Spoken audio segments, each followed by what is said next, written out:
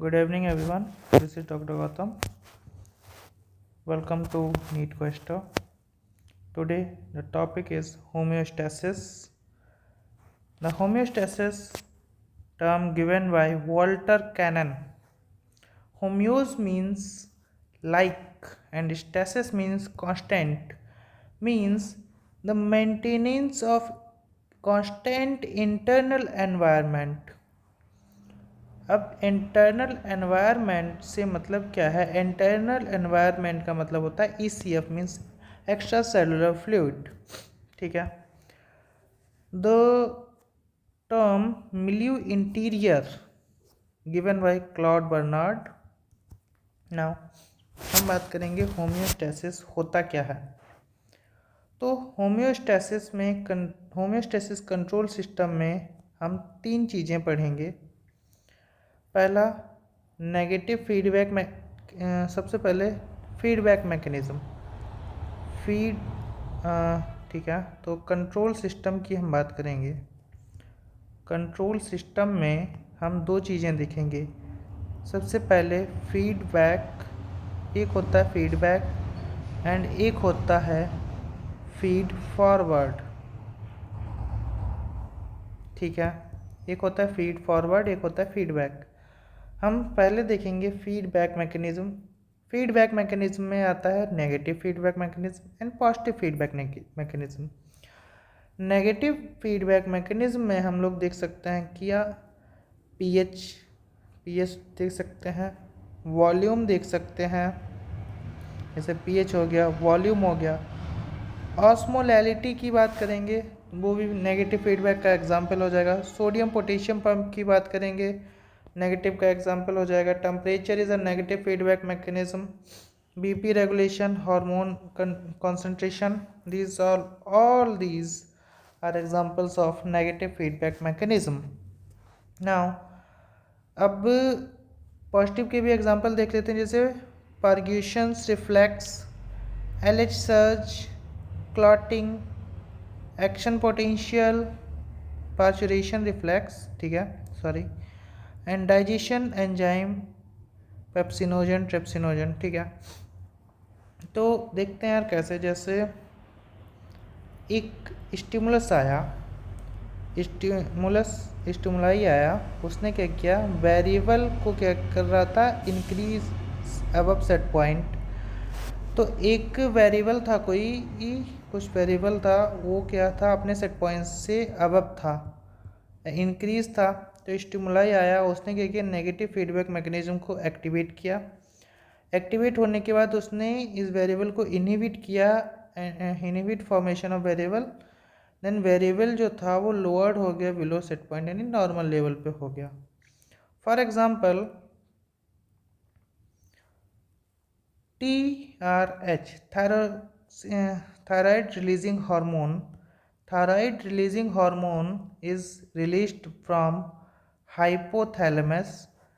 Then thyroid releasing hormone stimulate करेगा thyroid stimulating hormone को, जो कि कहाँ से रिलीज़ होता है, पिट्यूटरी से, एंटीरियर पिट्यूटरी से रिलीज़ होता है.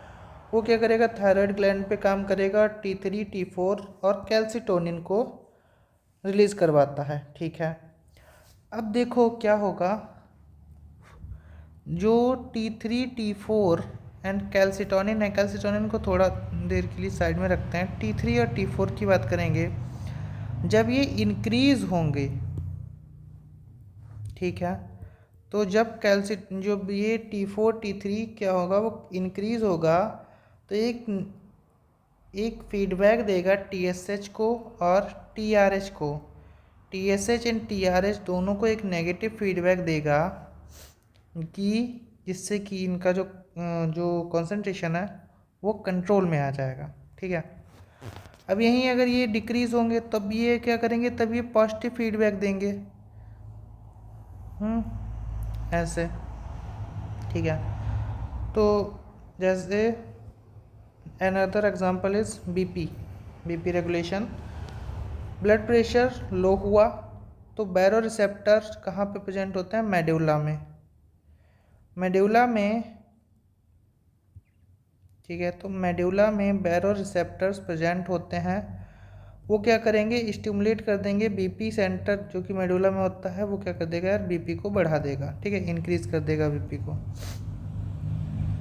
अच्छा, नेक्स्ट ऐसे ही तुम्हारा देखो क्या, GnRH गोनेडोट्रोपिन रिलीजिंग हार्मोन वो क्या करेगा, रिलीज करेगा, पॉजिटिव देगा, स्टिमुलस देगा। LH एंड FSH को ये क्या करेंगे, एस्ट्रोजन को और प्रोजेस्टेरोन को रिलीज कराएंगे। नॉर्मल कंडीशन में ये क्या करेगा, इसको इनहिबिट करेगा, मतलब नेगेटिव फीडबैक मैकेनिज्म देगा। लेकिन जब LH सर्ज आएगा, ड्यूरिंग LH सर्ज, जब LH सर्ज होगा तब क्या होगा, तब यही ईस्ट्रोजन इसको पॉजिटिव फीडबैक देगा, पॉजिटिव फीडबैक देगा, नेगेटिव नहीं देगा। तब क्या करेगा, ये पॉजिटिव फीडबैक देगा, ठीक है। Okay, now next is your, this is the positive feedback. Yes, the positive feedback doesn't maintain homeostasis, कोई भी होम्योस्टेसिस मेंटेन नहीं करता है। पॉजिटिव फीडबैक मैकेनिज्म में हम यार क्या बोलेंगे, हम पार्चुरेशन रिफ्लेक्स यार देखते हैं, ठीक है। पार्चुरेशन रिफ्लेक्स को एक और हम नाम से जानते हैं फर्ग्यूसन्स रिफ्लेक्स, ठीक है, फर्ग्यूसन्स रिफ्लेक्स। ओके, तो ये क्या है यार, ये है वोम, मदर का यूट्रस है, ये बेबी का हेड है। ये क्या कर रहा है, इसको यूट्रस की वॉल पे प्रेशर लगा रहा है, तो ये क्या होगा, वॉल सर्विक्स की जो वॉल होंगी वो क्या होंगी, स्ट्रेच होंगी। अब जब ये सर्विक्स की वॉल स्ट्रेच होंगी तब ये सिग्नल देंगी क्या, पिट्यूटरी को, पिट्यूटरी को ये सिग्नल देंगी, तो पोस्टीरियर पिट्यूटरी से ऑक्सीटोसिन रिलीज़ होगा, ऑक्सीटोसिन रिलीज़ होगा, वो एक्ट करेगा इस यूट्रस की मायोमेट्रियम वॉल पे। तो मायोमेट्रियम क्या होगी, सेंसिटिविटी होगी, इससे क्या होगा, कॉन्ट्रैक्शन होगा। तो मोर कॉन्ट्रैक्शन होगा, मोर कॉन्ट्रैक्शन होगा तो बेबी का हेड और प्रेशर लगाएगा, और प्रेशर लगाएगा और ऑक्सीटोसिन रिलीज़ होगा, और ऑक्सीटोसिन रिलीज़ होगा तो और कॉन्ट्रैक्शन कराएगा। ये साइकिल चलती जाएगी till the baby delivery.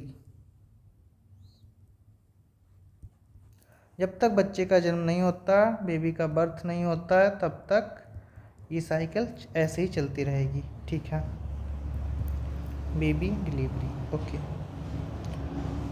So this is your homeostasis. Channel को सब्सक्राइब करो, वीडियो को लाइक करो, कमेंट करके बताओ कैसा लगा।